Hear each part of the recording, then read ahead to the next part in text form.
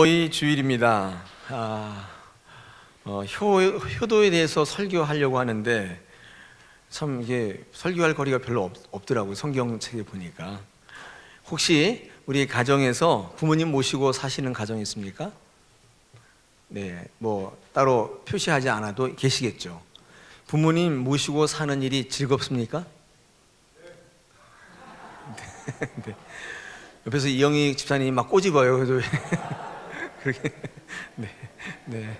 우리 최 장로님만 네라고 대답하셨는데 부모님 모시고 사는 일이 녹록지가 않습니다. 어렵죠. 여러분 그것이 즐겁지 않다면 고역이 되지 않겠습니까? 그렇다면 우리가 왜 그 일을 해야 되는지 의미를 잘 모를 때가 많이 있어요. 그래서 부모님을 모시고 사는 거, 또 이어서 효도하는 거, 이게 성경적으로는 뭐라고 얘기하시는지 여러분 한번 그런 근거를 가지시면 여러분 삶 속에 부모님께 효도하는 의미가 새롭게 다가오고 어쩌면 그 일이 정말 기쁜 일이 될 수가 있을지 모른다, 그런 생각을 해봅니다. 오늘 주어진 본문을 가지고 이 부모님의 효도, 또 하나님의 효도, 어떤 말씀을 하고 있는지를 우리 같이 한번 말씀으로 묵상하는 시간 되시기를 원합니다. 예나 지금이나 부모님 같이 사는 게 힘들다고 말씀드렸는데 예전에 있는 분들은 그냥 다 이렇게 숨기고 참으며 사셨지 않습니까? 요즘 우리 젊은 세대는 그렇지 않은 것 같고 직접적으로 다 얘기하고 표현을 하는 것 같아요.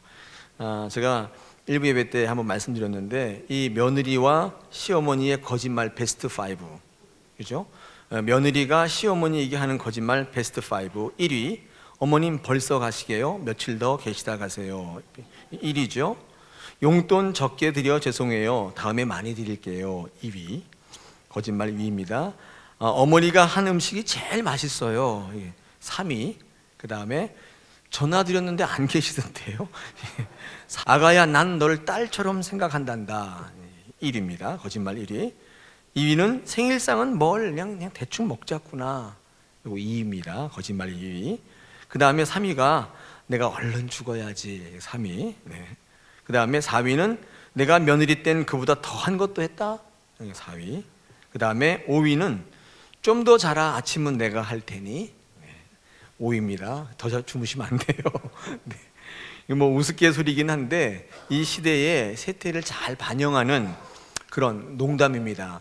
여러분 어떠십니까? 부모님 섬기며 또 살아가실 때에 제가 서두에 말씀드린 것처럼 즐겁지 않다면 이유는 한 가지인데 그 의미를 정확히 알지 못할 때, 그 의미를 알면 때때로 힘들어도 기쁨으로 감당할 수가 있습니다.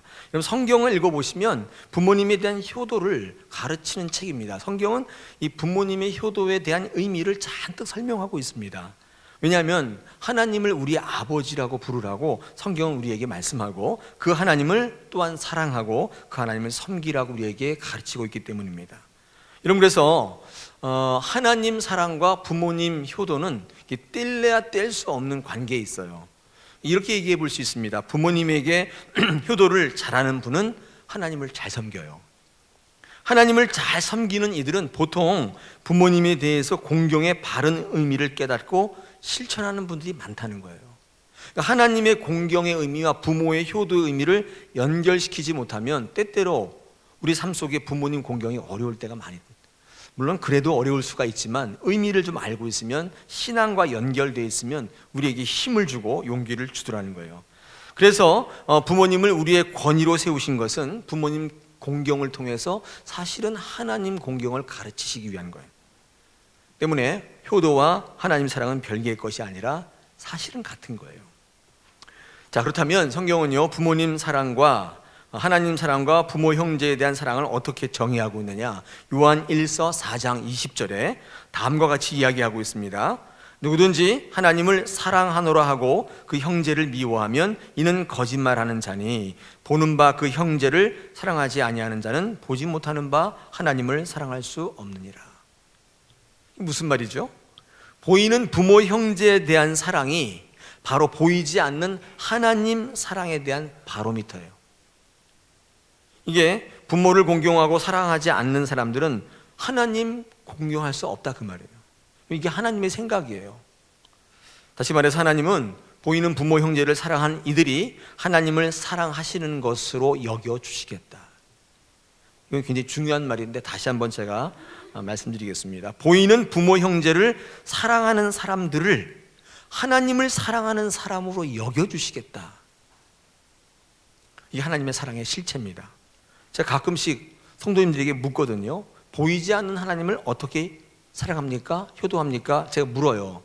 그때 많은 분들이 난감해 하시더라고요. 간단합니다. 눈에 보이는 내 부모 형제를 사랑하고 잘 섬기는 거예요. 간단하죠? 하나님 사랑을 복잡하게 생각하시는 분이 있는데 이거 어떻게 할까 생각하는 게 아니라 오늘 성경 본문에 뭐라고 말씀하냐면 보이지 않는 하나님을 사랑하는 것은 보이는 내 부모 형제를 사랑하면 여겨주시겠다는 거예요. 그러므로 부모 효도와 하나님 섬김은 사실 같은 말입니다. 성경에는요, 이 예수님을 통해서 또는 성경적 인물을 통해서 하나님 섬김과 부모 공경이 같다는 것을 굉장히 많이 말씀합니다. 하나님의 일이 곧 부모의 효도라는 사실을 계속 강조하고 있습니다. 제가 예수님을 한번 예를 들어 드린다면, 여러분 예수님이 아주 대표적인 케이스죠. 부모님 사랑과 하나님 사랑이 하나라는 사실을 강조하신 분인데, 예수님께서 십자가에 달리시면서 십자가 위에서 하셨던 말씀을 우리가 뭐라고 하죠? 가상칠언이라고 합니다. 십자가에 달려서 7마디를 하셨는데 아시죠? 첫 마디가 아버지여 저희를 사하여 주옵소서 자기들이 하는 것을 알지 못합니다. 첫 번째. 두 번째, 예수님께서 하신 말씀이 오늘 네가 나와 함께 낙원에 있으리라. 옆에 있는 강도에게 하신 말씀이죠. 또 두 번째, 세 번째, 이 세 번째가 좀 주목하셔야 되는데 여자여 보소서 아들이니다 이렇게 말씀하셨어요. 네 번째가 엘리엘리 라마 사박다니 하면서 하나님 왜 저를 버리십니까? 그런 말씀을 하셨고, 다섯 번째 내가 목마르다 그런 말씀하셨고, 다 이루었다. 헬란말로 테텔레스타, 이것도 유명한 말이죠. 다 이루었다. 마지막으로 일곱 번째, 아버지여 내 영혼을 아버지 손에 부탁하나이다. 7마디 하셨습니다. 여러분 이 가상칠언이요 아무것도 아닌 것처럼 보이지만, 여러분 이 가상칠언이 중요한 것은 예수님의 유언과 같은 말씀이고, 이 한 말씀은 제가 한번 강의한 적이 있었는데 굉장히 중요한 의미를 담고 있어요. 그냥 하신 말씀이 아니에요. 그래서 마지막으로 최종적으로 인류에게 남기고 싶은 최종적 메시지를 이 십자가에 달려 고통 가운데 계시는 예수님이 이 말씀을 하셨습니다. 그리스도의 생각을 대변하는 핵심적인 메시지예요. 중요한 게 있는데, 여러분 이 핵심적인 주님의 말씀 가운데 지금 뭐가 포함되어 있냐면 이 어머니 마리아에 대한 언급이 포함되어 있습니다. 세 번째 뭐라고 그랬죠? 여자여 보소서 아들이니다. 인류의 죄를 짊어지고 십자가에 죽으시는 하나님 그 자신이신데, 여러분 그 고통 가운데 예수님은 마지막 메시지를 인류에게 남기고 있는데 거기에 어머니에 대한 언급을 빼놓지 않고 있어요. 놀랍지 않으세요? 놀라운 거예요. 인류의 죄를 짊어지고 지금 십자가에 달려 돌아가시는 그 마당에 어머니에 대한 언급을 하고 있다는 거예요. 보소서 아들입니다. 여러분 왜 예수님이 이런 말씀을 하셨습니까? 여러분 이 말씀이 요한복음 19장 26절에서 27절에 기록되어 있는데 제가 한번 읽어봐드리겠습니다. 예수님께서 자기 어머니와 사랑하시는 제자가 곁에 서 있는 것을 보시고 십자가 위에서 자기 어머니에게 말씀하시되 여자여 보소서 아들입니다 하시고, 또 제자에게 이르시되 보라 내 어머니라 하신데 그때부터 그 제자가 자기 집에 모시니라. 그 제자가 누구예요? 요한이라고 알려져 있습니다. 요한. 그러니까 예수님은 십자가에 못 박혀 돌아가시면서 피를 철철 흘리시고 극한 고통 가운데 있었는데 그때 누가 보이더라는 거예요? 어머니가 보이더라는 거예요.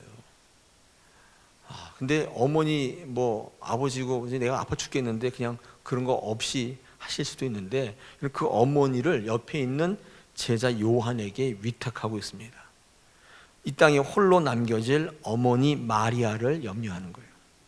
그러니까 이 대목은요, 예수님이 지금 구원의 사역을 감당하시면서도 이 어머니에 대한 생각이 그 안에 포함되어 있어요. 많은 신학자들은요, 이 예수님이 얼마나 어머니 마리아를 생각하고 있는지를 잘 나타내는 부분이기도 하지만 구원 사역의 부모 공경이 뗄래야 뗄 수 없는 연관성을 갖고 있다, 그렇게 설명합니다. 훗날 지상의 교회들이 이 말씀을 통해서 제자에게 어머니 마리아를 위탁한 것은 후대 교회들이 감당해야 될 경건한 의무다, 그렇게 생각하는 경향이 있어서 오늘날 카톨릭이 마리아를 섬기는 기원이 되기도 했습니다. 아울러서 하나님께서 자신의 부모, 육신의 부모를 끝까지 공경해야 한다는 사실을 어디서 지금 말씀하시는 거예요? 십자가상에서. 십자가가 어떤 상황이에요? 극한 상황. 여러분, 십자가보다 더 불가피한 상황이 있습니까? 없잖아요. 그러니까 이런 거죠. 어떤 상황, 어떤 처지, 어떤 환경에도 불구하고 너는 내 부모를 공경해야 한다. 십자가상에서 피 묻은 복음의 메시지로 우리에게 전달하는 거예요. 이런 부모를 공경하는 거 단지 세상 사람들이 도덕과 윤리로 그런 거 아닙니다. 이거 뛰어넘는 거예요. 우리 그리스도인의 부모 공경은 구원에 이르게 하는 복음 중의 복음이며 하나님의 명령이라는 사실을 우리는 알 수 있습니다. 예수님의 십자가상에서의 가상칠언 중에 어머니를 맡기면서 그 구원의 사역 가운데 이 효도를 끌고 들어오고 있어요. 조금 확대해서 말씀드리면 이 효도가 구원에 이르는 길이에요. 효도하지 않고는 하나님을 만날 길이 없어요. 제가 아까 말씀드린 것처럼 하나님의 사랑과 부모의 사랑, 공경은 같은 말이거든요. 사도 바울은 어떻게 말씀했느냐? 에베소서 6장 1절로 3절에서 이렇게 말씀합니다. 요거는 굉장히 중요하니까 한번 찾아보겠습니다. 에베소서 6장 1절에서 3절. 아마 지금 이 시간에 대한민국의 모든 교회들이 이 본문 가지고 설교하지 않겠나 싶습니다만은 에베소서 6장 1절로 3절입니다. 한번 찾아보시길 바랍니다. 이거는 사도 바울이 부모 공경에 대해서 성경적으로 어떻게 풀이했는지를 우리가 확인해 볼 수 있죠. 에베소서 6장 1절에서 3절의 말씀을 제가 한번 읽어봐 드릴 테니까 이럼 한번 쭉 눈으로 보시기 바랍니다. 에베소서 6장 1절에서 3절 말씀입니다. 찾으신 줄 알고 읽겠습니다. 자녀들아, 주 안에서 동그라미 치겠죠. 너희 부모에게 순종하라. 이것이 옳으니라. 내 아버지와 어머니를 공경하라. 이것은 약속이 있는 첫 계명이니 이로써 내가 잘되고 땅에서 장수하리라. 우리가 눈여겨볼 세 부분이 있는데 주 안에서 순종하라는 말하고 이것이 옳다라는 말하고 이게 약속 있는 첫 계명이란 말입니다. 이 세 부분은 굉장히 중요한 부분이죠. 생각해 보십시오. 수많은 세상의 윤리 중에 왜 부모 공경이 약속 있는 첫 계명입니까? 이 약속 있는 첫 계명이란 말은요, 조금 조사해 보면 이 첫 계명이 10계명의 첫 계명을 얘기하는 거예요. 그러니까 부모 공경이 뭐와 같다냐면, 여러분 10계명의 첫 계명이 뭐예요? 나 외에 다른 신을 두지 말라는 거잖아요. 다시 말해서 하나님 사랑하라는 거잖아요. 다시 말해서 부모님을 공경하고 사랑하는 것이 뭐예요? 하나님을 사랑하는 거와 똑같다는 거예요. 그래서 약속 있는 첫 계명이에요. 주 안에서 순종해야 됩니다. 여러분, 주 안이라고 하는 건 뭐예요? 예수 그리스도께서 구원을 이루시며 십자가에 못 박혀 돌아가시는 그 순간에도 부모의 공경을 잊지 않았듯이 구원의 사역 가운데 너희는 부모 공경을 생각하라는 거예요. 세상의 윤리와 도덕의 차원이 아예 뛰어넘고 있습니다. 여러분, 이 옳다는 말이 있죠. 이것이 옳으니라 할 때 이 옳다는 말은요, 헬란 말로 디카이오스라고 하는 말인데, 이 옳다는 말은 의입니다. 의. 성경에서 의란 말이 쓰이면 대부분 다 하나님의 올바른 관계가 의예요. 영어로 righteousness라고 하는 말은 그냥 의인, 그러면 어떤 사람이냐면 하나님과의 관계가 올바르게 잘 설정되어 있는 사람이 의인이에요. 옳은 일을 하는 사람이 의인이 아니라, 성경에서 의인은 하나님과의 올바른 관계 가운데 있다는 뜻입니다. 여러분, 부모님을 공경하는 게 왜 옳습니까? 간단하지요. 그것이 하나님과의 올바른 관계를 유지하는 유일한 길이라고요. 부모를 공경하는 게 왜 옳은 일이냐? 바꿔 얘기하면 부모 공경하지 않는 분들은 결코 하나님과의 올바른 관계를 유지하기가 어렵다는 거예요. 부모 공경과 하나님 공경이 같다고요. 제가 성경에 이 효라는 말 한번 찾아보니까 효도란 말이 별로 없어요. 딱 한 번 있어요. 효. 디모데전서 5장 4절에 신구약 통틀어서 딱 한 번 있어요. 많은 분들이 봐라, 성경에는 효란 말이 없으니까 성경은 효를 가르치지 않는 책이다, 이렇게 말씀하시는 분이 있는데 그건 사실과 다릅니다. 왜냐하면 우리나라 성경을 번역할 때 이 효라는 단어를 다 공경이라는 단어로 다 바꿨어요. 다 바꿨습니다. 이 효라는 단어는요, 헬라어로 티마오, 히브리어로는 카바드, 그런 뜻인데 해석해 보면 공경한다의 뜻입니다. 공경한다. 근데 이 티마오나 카바드를 이렇게 조사해 보면 어떤 뜻이냐면 무게, 짐, 그런 뜻이 있어요. 영어에는요, 그거를 honor, 명예로 번역해서 놓은 그 영어 번역도 있습니다. 다시 말하면 이 모든 걸 한번 종합해서 해석해 보면 부모를 공경하는 것은 뭐냐? 부모의 짐, 부모의 삶의 무게, 인생의 무게를 존중하고 인정하는 거예요. 여러분, 그게 부모 공경이에요. 여러분, 부모님 자랑스러우십니까? 공경하세요? 존경하세요? 네, 존경하지만 얘기 안 하시는 거죠? 네. 이런 존경하시는 부모님을 두신 그런 가정은 정말 복된 거죠. 정말 복된 일입니다. 그런데 만약 그렇지 않다 할지라도 여러분, 그 부모님을 공경하시고 순종하셔야 돼요. 왜요? 그게 하나님과의 관계를 올바로 가져가는 중요한 이 바로미터라니까요. 옳은 일이기 때문에 순종하시고 존중하시는 겁니다. 어떻게? 부모의 삶의 무게. 지금 부모님이 여기까지 오신 것들이 어떻게 오셨는지 그 모든 것들을 인정하고 믿어드리고 신뢰하는 거예요. 여러분, 그게 부모님 공경입니다. 그럴 때 부모님이 공경이 되고 존경이 되고 부모님을 따를 수 있는 마음이 생기는 거예요. 여러분, 마찬가지입니다. 하나님을 언제 기쁘시게 할 수 있는가? 하나님을 언제 우리가 존경하고 효도할 수 있는가? 오늘 본문 11장 6절에 우리 히브리서 11장 6절에 초반절에 어떻게 시작하고 있습니까? 어떨 때? 네, 믿음이 있을 때. 믿음이 없이는 하나님을 기쁘시게 하지 못한다, 그렇게 되어 있죠. 제가 말씀드렸습니다. 하나님을 기쁘시게 하는 게 부모님을 기쁘시게 하는 거라고 그러죠. 하나님을 기쁘시게 하는 것은 오직 믿음이 있을 때입니다. 여러분, 그래서 하나님을 기쁘시게 하는 것은 공경하는 건데 하나님의 삶의 자리, 말이 좀 이상한데 하나님의 위치를 우리가 인정하고 또 그것을 우리가 확신하는 겁니다. 이런 거죠. 하나님은 우리와 다른 분이시죠. 하나님의 자리는 전능하신 분이고 하나님은 우리를 심판하시고 우리를 지으시고 우리를 구원시키는 분이신데, 여러분, 그 삶의 자리를 우리가 인정하지 않고 내가 하나님보다 더 우월하다고 생각하시거나 하나님이 나보다 못하다고 생각하실 때에는 하나님을 기쁘시게 하는 삶을 살 수 없다는 거예요. 하나님께 영광 돌리는 삶은 아까 제가 이 카바드나 효라는 단어를 해석했듯이 그 삶의 자리를 잘 인정하고 잘 받아들일 때 하나님에 대한 사랑이 이루어진다, 믿음이 이루어진다는 거예요. 그러므로 우리는요, 하나님을 우리보다 나은 분, 하나님의 그 자리를 인정하는 사람, 여러분, 그런 믿음을 가질 때에 하나님에 대한 믿음이 생기고 또 사랑이 생기고 하나님에 대한 그 경외심이 생기는 겁니다. 부모와 똑같아요. 부모의 삶의 자리를 인정하지 않고 나를 이렇게 만든 분이 부모라고 생각하고, 왜 아버지는 공부를 안 하셨어요? 왜 아버지는 돈을 못 버셨어요? 이렇게 생각하는 분들이 부모에게 대한 진정한 효도를 시작할 수가 없겠죠. 이 부모님의 삶의 무게를 망각하고 하나님의 그 무게를 망각하는 분들이 진정으로 기쁘시게 하거나 하나님 섬기는 일을 할 수가 없다는 것입니다.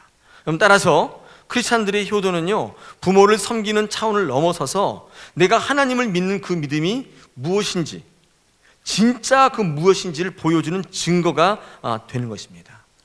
여러분, 오늘 성경 본문에는 믿음으로 하나님을 기쁘시게 한 두 명의 인물이 기록되어 있습니다. 우리 11장을요 믿음장이라고 하는데, 히브리서 11장을 믿음장이라고 하는데, 그 믿음을 설명할 때 두 명을 제일 먼저 끌어들였는데 그게 에녹과 아벨과 에녹입니다. 그렇죠? 우리 4절에 믿음으로 아벨은 그렇게 되어 있죠. 그 다음에 5절에 믿음으로 에녹은 그렇게 되어 있지 않습니까? 이 아벨과 에녹은 믿음을 통해서 하나님을 기쁘시게 한 사람, 그래서 하나님께 효도한 사람, 하나님과의 관계를 잘 가져간 사람, 그 사람으로 성경은 에녹과 아벨을 얘기하고 있습니다. 먼저 여러분이 아벨이 누굽니까? 아벨은 가인과 하와의 둘째 아들이죠. 물론 형 가인에게 죽임을 당했습니다만은, 여러분, 아벨을 성경은 뭐라고 정의하고 있냐면 4절 보십시오. 하나님께 의로운, 더 나은 제사를 하나님께 드림으로 의로운 자라는 증거를 받은 사람, 이렇게 되어 있습니다. 그러니까 어떤 제사를 드린 사람이냐면 믿음으로 하나님 앞에 제사를 드린 거예요. 그래서 하나님 앞에 의롭다는 증거를 받았다는 거예요. 그러니까 하나님을 인정하고 하나님을 신뢰하는 거 어떤 거냐면 믿음으로 제사를 지내는 거예요. 믿음으로 제사를 드리는 사람은, 여러분, 그 사람은 하나님을 기쁘시게 하고 하나님 앞에 의롭다 하심을 받는 사람이에요. 하나님을 기쁘시게 하는 건 믿음밖에 없잖아요. 이 아벨의 경우는 어떻게 했다는 거예요? 예배를 통해서, 진정한 예배를 통해서, 믿음으로 드리는 예배를 통해서 하나님을 기쁘시게 한 겁니다. 그러므로 이 아벨은요, 하나님께 예배함으로 하나님이 기쁘시게 했던 효자입니다. 그래서 첫 번째 기록되어 있는 거예요. 두 번째, 에녹을 한번 보시겠습니다. 여러분, 에녹은요, 하나님을 기쁘시게 하는 자라 증거를 받았다고 우리 5절에 보니까 증거되어 있죠. 에녹은 죽음을 보지 않고 옮겨졌으니 하나님이 그를 옮기심으로 다시는 보이지 아니하였느니라. 그러면서 그는 옮기기 전에 하나님을 기쁘시게 하는 자라 증거를 받았다. 그렇게 성경은 증거하고 있습니다. 여러분, 에녹이 어떻게 하나님을 기쁘시게 했습니까? 성경을 아무리 읽어봐도 근거가 없어요. 이 에녹은 성경에 몇 구절 안 나와 있습니다. 제가 찾아보니까 이 히브리서에 요거 조금, 그 다음에 유다서 1장 14절 15절에 조금 나와 있고, 창세기 5장 22절에 에녹에 대한 증거가 조금 나와 있습니다. 그거밖에 없어요. 하나님을 기쁘시게 했다고 하는 증거를 받았다고 하는데 그 증거가 별로 없습니다. 제가 특별히 창세기 5장 22절 한번 읽어봐 드리겠습니다. 들어보십시오. 무두셀라를 낳은 후 300년을 하나님과 동행하며 자녀들을 낳았다. 이게 다예요. 뭐 특별한 게 없어요. 그러니까 하나님과 300년 동행하면서 아이들 낳았다. 이게 다예요. 근데 성경은 지금 에녹을 뭐라고 평가하고 있습니까? 믿음으로 하나님을 기쁘시게 했다. 한번 생각해보고 연구해 봐야 되죠. 근데 에녹은 뭐로 유명하냐면, 아까 제가 읽어드린 것처럼 죽음을 보지 않고 하늘나라 간 사람이에요. 다시 말해서 산채로 들림받은 사람이에요. 성경에 몇 명 있죠? 예, 몇 명? 4명이래요. 그랬더니 3명이에요? 그랬더니 4명, 예수님, 엘리야, 에녹, 나, 그렇게 얘기하더라고요. 그래서 4명이래요. 그래서 제가 헐 그랬습니다. 근데 4명 아니라 3명인데 예수님 빼면 2명이죠. 예수님 뭐 빼고 에녹과 엘리야인데, 여러분, 엘리야는 그래서 치죠. 왜냐하면 엘리야는 능력의 사람이었잖아요. 갈멜산에서 바알과 아세라 선지자, 바알 선지자 450명을 한 명이 다 죽였어요. 능력의 사람이니까 그렇다 치고, 에녹은 뭐예요? 에녹은 도대체 뭐가 특별했길래 죽음도 보지 않고 천국으로 그냥 올라갈 수 있었을까요? 별로 한계가 없어요. 적군을 무질러 죽인 것도 아니고 기적을 행한 것도 아니고 뭐 한계 없어요. 근데 에녹은 왜 죽음을 보지 않고 천국 갔습니까? 이유가 뭐예요? 창세기 5장 22절에 보니까 300년 동안 애를 많이 낳았어요. 네. 네. 하나님과 동행하며 자녀들을 많이 낳았다는 거예요. 300년 동안 아이를 도대체 몇 명을 낳았길래 죽지 않고 천국 가는가? 되게 연구 대상이죠. 왜 성경은 이렇게 그를 증거하고 있는 것입니까? 제가 곰곰이 생각해 봤어요. 에녹이 어떻게 하나님을 기쁘시게 하는 자였던가? 요즘에도요, 애 안 낳는 분들 많죠. 그렇죠? 결혼하면 애 안 낳겠다는 분이 많아요. 근데 여러분, 이 애를 낳아서 키우는 거 이거 만만치 않다고요. 결코 쉬운 일은 아니지만 결코 하찮은 일도 아니에요. 어떤 의미에서는요, 하나님께서 기뻐하시는 이 증거라는 건 뭐냐면, 죽음을 보지 않고 천국에 데려가실 만큼 하나님께서 기뻐하시는 증거가 뭐냐, 이 아이를 낳고 키우고 세우는 거 있지 않습니까? 그러니까 하나님께서 보실 때는 그 어떤 일보다도 가장 가치 있는 일이라고 생각하실지도 모르겠다, 그런 생각을 제가 해보게 됐습니다. 에녹은 엘리야 같은 영웅 아닙니다. 능력자 아니에요. 우리랑 평범한 인물입니다. 그저 애 낳고 살았던 인물이에요. 그렇다면 이게 의미하는 바가 뭐겠습니까? 지금 무슨 말을 하고 싶은 걸까요? 여기서 우리는 에녹의 믿음을 엿볼 수가 있는데, 요즘에도 애 안 낳는다고 하잖아요. 애를 안 낳고 지금 뭐 출산율이 세계 최하위인데, 신문에 이를 다루는 기사가 나서 한번 읽어본 적이 있습니다. 왜 애를 안 낳으려고 하는가? 1위가 뭔지 아세요? 1위, 경제적 이유입니다. 돈이 안 된다는 거예요. 애 한 명 키우려니까 돈이 너무 많이 들어가서 힘들다. 그 이해할 수 있겠습니다. 2위가 기가 막혀요. 2위가 뭐냐면 여성들의 사회적 참여와 자기 인생에 즐기는 거예요. 애가 있으니까 거추장스러운 거예요. 그러니까 경력 단절, 또 뭐 남자들이 육아하는 거 아니니까 여자들이 다 해야 되고 하니까 애를 안 낳는 거예요. 또 그 밑에 보니까 뭐 부수적인 순위로 다이어트, 몸매 관리 뭐 여러 가지가 있더라고요. 근데 여러분 생각해 보십시오. 이 모든 것들이 사실 뭐보다 귀하지 않아요? 여기 성경에 보면 애를 낳고 번성하고 충만해서 이 땅을 다스리라 지배하라, 이게 뭐예요? 하나님의 명령인데, 하나님의 명령보다도 내 유익, 내 생각, 이 시대의 유행과 사조, 그런 것들이 먼저인 이 시대죠. 많은 분들이 거기에 편승해서 하나님의 명령이 있는데도 불구하고 그렇게 살지 않는 시대가 돼버렸어요. 여러분, 에녹이 살던 시대는 어땠을까요? 저는 마찬가지였지 않았을까 생각해 봅니다. 지금 동성애가 창궐 하고 있는데 이 동성애는 지금 막 생긴 거 아니에요. 성경을 읽어보면 고대 시대부터 사이클로 주기적으로 나타나요. 어떨 때는 완전히 멸망했다가 또다시 고개를 쳐들어요. 이게 사이클로 반복되고 있거든요. 여러분, 이렇게 애를 안 낳고 나 즐기며 살자, 인간이 최고야, 하나님 명령 같은 것보다 내가 즐기며 살아야지, 내가 최고야, 여러분, 이런 시대가 앞에서도 계속적으로 반복되어 왔다. 자기 삶을 사는 거, 그럴 때 자식이 걸그적되는 시대. 여러분, 그 시대에도 에녹은 어떻게 했단 말이에요?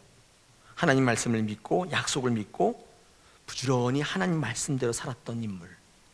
그 시대가 뭐라고 하든지 관계없이 하나님 말씀에 집중하고 그 말씀을 내 삶 속에 이루어 나가는 믿음의 인물, 에녹이었다는 거예요. 하나님을 기쁘시게 하는 자라 증거를 받았던 에녹이, 그 증거라는 게 큰 게 아닙니다. 내 삶 속에 하나님의 말씀이 존귀히 이루어지는 거예요. 그 말씀을 존귀히 여기는 사람이에요. 그게 에녹이었는지 모릅니다.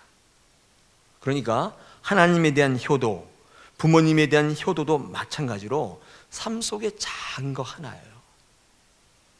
부모님의 마음을 헤아려드리고 삶 속에 부모님, 하나님을 더 귀히 여기며 살아가는 것이 하나님 공경과 부모님 공격의 시작이에요. 내 생각 내려놓고, 내 판단 내려놓고, 기준 내려놓고 살아가시는 거예요. 여러분, 그럴 때 어떻게 해요? 가장 큰 효도가 이루어집니다. 성경은 우리에게 하나님 앞에 기쁘시게 하는 자라고 하는 증거, 하나님 의로운 자라고 하는 증거를 두 개 얘기하고 있는데, 오늘 본문을 통해서 믿음으로 드리는 제사입니다. 나오는 거예요.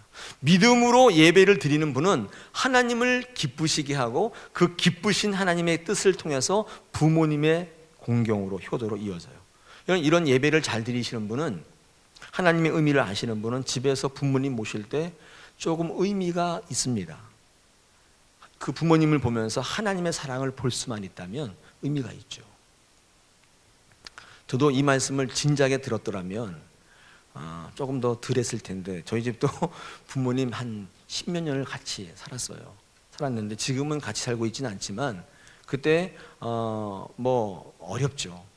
근데 그때 어려움이 하나님의 말씀을 통해서 하나님 사랑과 연결이 되어 있고 내가 부모님 사랑하는 것이 하나님 사랑하는 것이라는 걸 알았더라면, 의미를 새롭게 부여했더라면 덜 힘들지 않았을까, 그런 생각을 해봅니다. 특별히 오늘 이 말씀을 드리면서 부모님을 모시고 있는 분들은 용기 내십시오. 힘을 내십시오. 하나님께 잘하고 있는 겁니다. 하나님 기쁘시게 하는 거예요. 하나님 구원 사역과 일맥상통하는 거예요. 여러분, 그 가정이 구원을 이루고 있다는 사실을 꼭 기억하시기를 바랍니다. 두 번째로 에녹을 통해 뭐예요?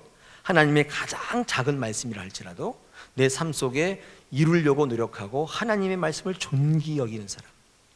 300년 동안 아무것도 안 하고 애만 낳았다니까요. 네, 웃겨요? 근데 애만 낳았어요. 근데도 어때요? 죽음을 보지 않고 천국에 들려 올라가는 놀라운 일이 있었어요. 성경에 나타나는 획기적인 일이에요. 저희는 무슨 귀한 일을 하거나 큰 일을 해야 그렇게 되는 줄 알고 있는데, 성경은 아이러니하게도 정말 능력자 엘리야, 아무것도 안 한 에녹, 근데 두 사람 다 하나님의 뜻에 따라서 내 삶 속에 하나님 말씀을 귀히 여기며 따랐던 사람들이 모델입니다. 우리는 엘리야는 될 수 없을지 모르지만 누군 될 수 있어요? 에녹은 될 수 있습니다. 300년 동안 애나라는 얘기가 아니라 하나님의 말씀을 잘 실천하면서 여러분 삶 가운데 적용하시고 누리시는 여러분 되시기를 바랍니다. 따라서 부모님에 대한 믿음은, 신뢰는, 부모님에 대한 진정한 효도는 믿음으로 하나님을 기쁘시게 하는 것으로부터 시작된다는 거예요. 사랑하는 다사랑의 성도 여러분, 우리 2016년도 어버이 주일입니다. 하나님에 대한 사랑, 섬김을 점검하십시다. 우리 예배를 다시 한번 돌아보십시다. 우리 예배가 정말 믿음으로 드리는 예배입니까? 여러분의 삶 속에 하나님의 말씀이 이 시대에 어떤 것보다도 귀하게 실천되고 적용되고 있습니까? 그렇다면 여러분 하나님 사랑하시는 분이에요. 그분은 반드시 부모님 효도하게 돼 있어요. 주님께서 그분을 통해서 무너진 이 땅 위에 새롭게 하나님의 제단을 수축하게 만드시고 부모님 공경에 대한 새로운 의의를 만드시고 많은 사람들이 주께로 돌아오는 귀한 하나님의 나라를 세워가실 줄로 믿습니다. 이 말씀으로 승리하는 여러분 되시기를 축원합니다.